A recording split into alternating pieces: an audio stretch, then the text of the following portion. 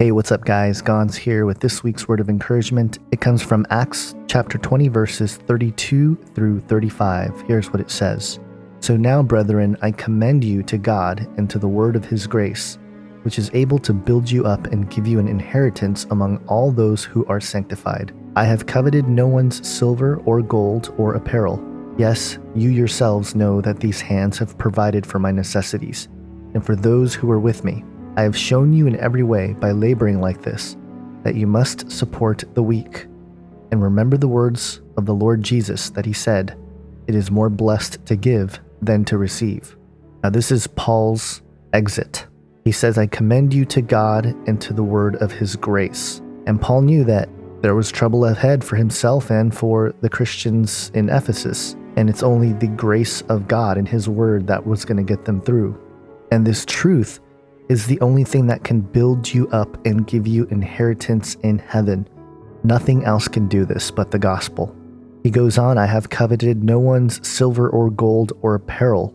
And this is really Paul showing us his heart and motive for ministry, that he wasn't in it for himself, but for God's glory and for the building up of God's people. As someone who does work daily, and maybe you don't like your job, or maybe you're not happy with your life situation, just understand that you're doing it all unto the glory of God.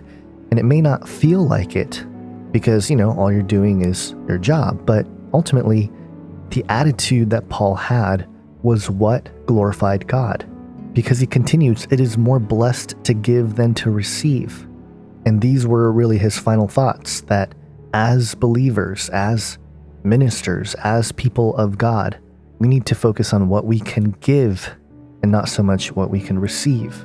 And this is where the heart of sacrifice comes in, because without that heart of sacrifice, you can't really have a true effect in the world around you. And truly, it is more blessed to give than to receive is probably the best beatitude of them all, because Jesus told us how to be blessed here, and he tells us how to be more blessed. So again, the biggest takeaway here is encouragement for you as someone who might be struggling with your job or your school or whatever it is. I know it's tough spending your days doing things that you don't necessarily want to do, but there's a greater purpose that God has, and you may not discover that purpose right away. You may not even recognize it when it happens. It could be a relationship that forms. It could be a friendship.